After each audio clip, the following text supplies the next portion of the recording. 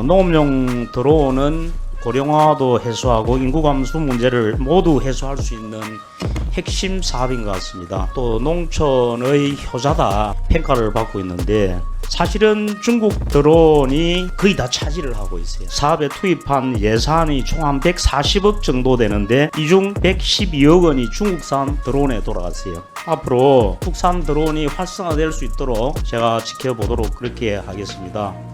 진흥청장님, 진흥원장님, 지금 농기계 국산화 위해서 예산 지금 많이 계속 늘리고 있는데요. 농업용 들어오는 고령화도 해소하고 인구 감소 문제를 모두 해소할 수 있는 핵심 사업인 것 같습니다.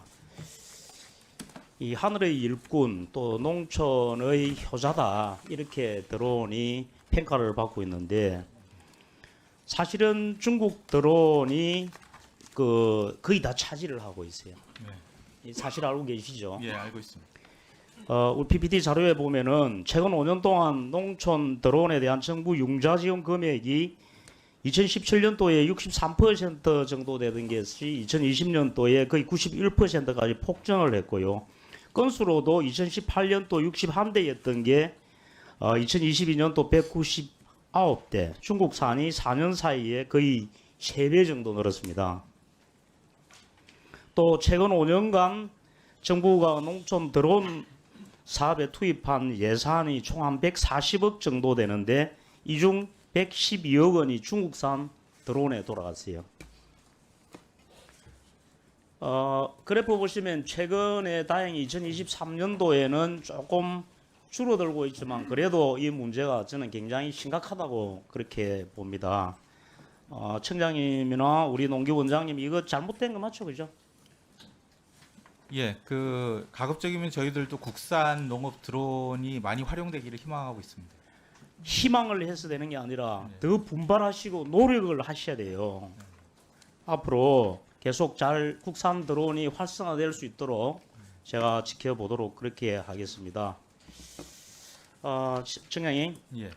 내년도 예산에서 지금 R&D 예산이 1,875억 원이 감액이 돼서 거의 한 25% 정도 되는데 많이 속상하시죠? 뭐 여러 가지 뭐 상황이 있는 것 같습니다. 저희로서는 일단 그런 상황들을 우리 청 내부에서 어떻게 하면 이걸 적응을 하고 또 전체적으로 R&D를 조금 더 효율할 수 있는지에 대해서 고민하고 정부의 있습니다. 예산 편성 기조가 R&D 예산이 지금까지 나눠먹기식, 갈라먹기식 이런 게 안 된다. 정말 써야 될 때 써야 되지. 이게 나눠먹기식으로 안 된다는 게 현재 정부 예산 편성 방침이지 않습니까? 예. 이게 저는 우리 농진청 때문에 이런 게 벌어지지 않았나 생각이 됩니다. 전혀 속상해하거나 억울해하셔야 할 필요도 없고 정액시켜달라고 국회에 요구하기 이전에 스스로 우리 농진청에서 R&D 예산이 정말 제대로 쓰여지고 있는지에 대해서 한번 되돌아봐야 된다고 저는 생각을 합니다. PPT 한번 보겠습니다. 2017년도에서 2023년도까지 농식품 업체에 612억 원 정도 예산이 투입이 됐어요. 이것을 농식품 업체의 사업화 지원을 위한 예산입니다. 근데 사업 성과를 보면은 부실하기 짝이 없습니다. PPT 보겠습니다. 2020년에 예산을 지원받은 업체들 중에서 56개 업체 중에서 17개 업체가 매출액이 1원도 없어요. 한 30% 정도가. 그럼 2022년도에는 103개 업체 중에서 역시 한 27% 정도 되는 28개 업체가 매출이 1원도 없어요. 그리고 매출이 발생한 업체들도 3년간 총 매출이 10만 원, 20만 원, 30만 원 이런 게 거의 다수예요. 이렇게 해놓고 다시 R&D 예산 달라는 소리가 안 나오죠. 저는 농진청이 이렇게 관행적으로 집행해오고 하던 이런 예산에 대해서 경종을 울린 것이다. 그동안 과제 선정 절차라든지 이런 게 너무 느슨한 건 아닌지 또 제대로 사업성 평가를 하고 있는지 이런 것을 되돌아봐야 된다는 거예요. 예산 달라고 하기 전에. 이렇게 하니까 정부에서 R&D 예산을 깎아서 제대로 필요한 곳에 예산을 지원하겠다는 겁니다. 좀 우수한 업체한테는 지원 규모를 늘려주고 또 문제가 있는 이런 하위 업체들한테는 좀 페널티를 주고 하는 제도 개선을 하시라는 이야기입니다.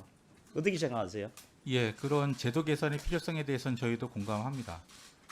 다만 이제 한 가지 저희가 그 사업 성공률이라든지 이런 측면에서 봤을 때는 그 다른 부처라든지 이런 데에서 공공기술 사업화하는 거에 비해서는 저희들이 사업화 성공률은 상당히 높습니다. 지금 의원님께서 이게 높다고요? 아니요, 그러니까 전체적인 사업화 성공률이 저희가 한 72% 정도 되거든요.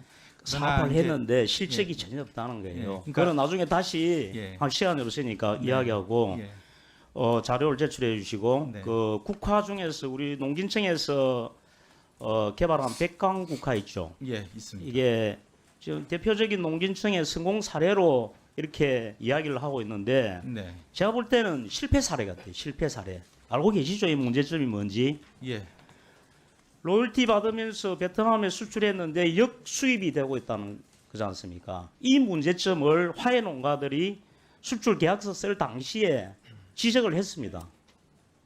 근데 전혀 문제가 없다고 이야기했어요, 그때. 농진청에서. 역수입에 대한 대책을 안전장치 마련도 안 하고 이렇게 덜렁 계약만 했단 말입니다. 지금 단 2달 만에 역수입이 됐어요. 근데 이 화훼 농가들에서 이 제보를 하기 전까지는 농진청에서는 이 사실도 모르고 있었어요. 성과만 강조할 게 아니라 이렇게 좀 문제점에 대해서 농가에서 지적을 하면 귀담아 들어야 된다는 겁니다. 네, 그리고 또 더 기가 찬 것은 역수입 방지를 위해서 이 제한 대상 국가에 우리나라가 포함이 안 돼 있어요. 이 계약을 잘못한 거죠. 그렇다 보니까 다른 나라에 갔다가 위장 수입해 가지고 들어올 가능성도 충분히 있다는 겁니다. 이 엉터리 행정이라고 저는 생각을 하거든요. 성과에 급급할 것이 아니라 제대로 처음부터 문제점을 지적하면 귀담아 들어서 그 이후에도 계속 대책을 세워야 되는데 그렇게 안 했. 저는 우리 그 농진청에서 이 부분에 대해서 시간이 좀 있으니까 상세하게 설명을 좀 하시고 또 실망을 하고 계신 우리 화훼 농가들한테 청장님이 사과를 하셔야 된다고 생각을 합니다. 말씀해 보세요. 네. 이번 건을 계기로 해서 저희가 우수한 품종에 대한 수출을 할 때 어떤 부분들을 저희가 살펴봐야 되는지 그런 것들을 살펴볼 수 있는 계기가 된 것 같습니다. 이런 문제점에 관련해서 현장에 있는 농업인이나 아니면 또 저희들이 그 품종권을 받으신 그런 이제 재배 농가들이 그런 문제 제기를 해주신 부분에 대해서는 저희들이 고맙게 생각을 하고 있습니다. 다만 이제 저희가 그 실제로 수출을 함에 있어서 아니, 사과를 하실 거예요, 안 하실 거예요? 농민들에게.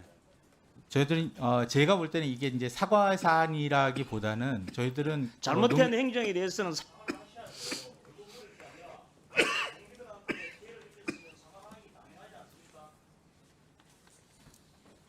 지금 이 문제와 관련해서 저희가 네.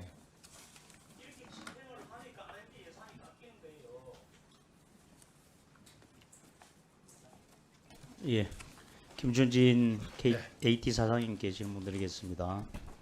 아까 그 인사 말씀에서 수출 유망 품목 육성과 해외 시장 개척 이런 걸 등을 통해서 K푸드 체계화에 앞장서고 있다 이렇게 말씀을 하셨는데 좋습니다. 지금 AT 해외 지사가 18개 있죠. 17개. 예, 91명 정도 직원이 있고 연간 한 130억 정도 예산을 쓰고 있는데 네. 모랄 해저드 문제가 아주 심각해요. 제가 PPT에 보시면은 파리지사 같은 경우에 거의 숙박비, 출장 이런 걸 증빙서류도 제출하지 않고 회계도 엉망입니다. 마음대로. 두바이 지사 같은 거 보면은 총 82건 중에서 공무여행 3건 제외하고 79건이 지사장 결제도 없이 왔다 갔다 합니다. 어디를 갔다 왔는지, 며칠 갔다 왔는지, 뭐하러 갔다 왔는지 알 수가 없습니다. 도대체 공무상 목적이 있었는지도 모르겠고요. 또 쿠알라룸푸르 같은 경우에는 직원 채용할 때 공고도 안 하고 임의로 면접에서 채용하고 있고, 청도나 블라디보스토크 같은 경우에서는 출퇴근 시스템도 없이 직원들이 내부 인트라넷 망에도 접속 기록도 없는 경우가 많단 말이에요. 도쿄지사도 56건 계약 중에서 31건이 계약할 때 보안각서나 비밀유지 협약서, 청렴 계약서 이런 걸 누락돼 있어요. 이 전체적으로 이 모랄 해저드 사무 처리에 있어서 이게 아주 심각하다. 알고 계세요, 우리 저 사장님? 네, 이런 우리 문제? 자체 감사에서 이러한 것이 지적이 됐고, 그다음에 대부분은 즉시 이 조치가 완료됐습니다. 이게 지금 국내도 이렇게 행정 안 하잖아요, 그죠? 이 해외에서 다 고생하시는데 이는 꼭 시정을 잘 하도록 그렇게 해주시기 바랍니다. 네, 그렇게 하겠습니다. 예. 그리고 공공기관 혁신이 지금 잘 되고 있습니까? 네, 최선을 다하고 있습니다. 최선을 다하고 계신데 제가 보니까 진짜 혁신이 아니고 좀 눈속임 혁신이 아닌가 하는 그런 생각이 들거든요. 자, 보겠습니다. 인력 감축을 우리 기재부의 공공기관 혁신 가이드라인에 따라서 인력 감축을 하도록 되어 있는데, 조직 효율화 성과를 내서 수출 물류 지원 업무와 또 항공 공동 물류 업무 이 두 군데에서 정원을 5명을 감축을 했다, 이렇게 발표를 했어요. 근데 알고 보니까 이거는 기재부가 이 핵심 가이드라인을 발표하기 전부터 이미 하도록 돼 있는 거예요. 맞죠? 2023년도까지만 진행하도록 한 일몰 사업입니다. 이런 걸 혁신했다고 이 제출해가 되겠습니까? 기재부의 그 정책 반응 전환 등으로 기능 수행 필요성이 감소되어서 기존 조직 인력을 감축하는 경우 혁신 교육에 포함이라는 작성 지침에 의해서 작성했습니다. 그 전부터 이미 그 일몰 사업으로 핵심 지침이 나오기 전에 일이 하도록 돼 있었다니까요. 이런 것까지 다 성과로 하면 무슨 혁신을 했단 말이에요. 당연히 일몰로 이것은 정원을 줄이도록 돼 있는 것인데, 이런 꼼수 하시지 마시고 앞으로 좀 조심해야 되겠다는 그런 말씀을 드리고요. 또 부동산 문제 마찬가지예요. 23개 중에서 10개를 매각하고 13개는 사택으로 전환시켜서 17억 8천만 원을 효율화하겠다, 이렇게 발표를 했는데, 이것도 23개 중에 13개 한 10억 5천만 원에 해당되는 부분은 실제 매각을 한 게 아니고 부동산이 명목만 이렇게 용도만 바꿔서 한 것 같아요, 보니까. 실제 저희가- 매각 안 하고 이름만 바꾸면 이게 핵심 가이드라인 지침에 맞습니까? 숙소에서 이제 사택으로 전환을 하는데, 계약을 해지하고 다시 이 사택을 확보하게 되면은 비용이 많이 들기 때문에 이렇게 그러니까 비용 이게 절감 차원에서 전환을 자산 했습니다. 효율화 하라고 이러면은 실제 해야지. 그 뭐 서류상으로만 이렇게 전환시켜 놓고 한 게 이게 혁신이 아니라는 이야기죠. 그래서 앞으로 이것도 아마 시정해야 될 거고, 이렇게 부풀리기 해가지고 혁신했다고 보고할 게 아니라 실제 혁신을 하고 보고를 하시라 이 말입니다. 우리 그 정부의 공공기관 핵심 기조에 부합할 수 있도록 그렇게 주의해 주시기 바랍니다. 네, 그렇게 하겠습니다. 예, 다음에 또 한번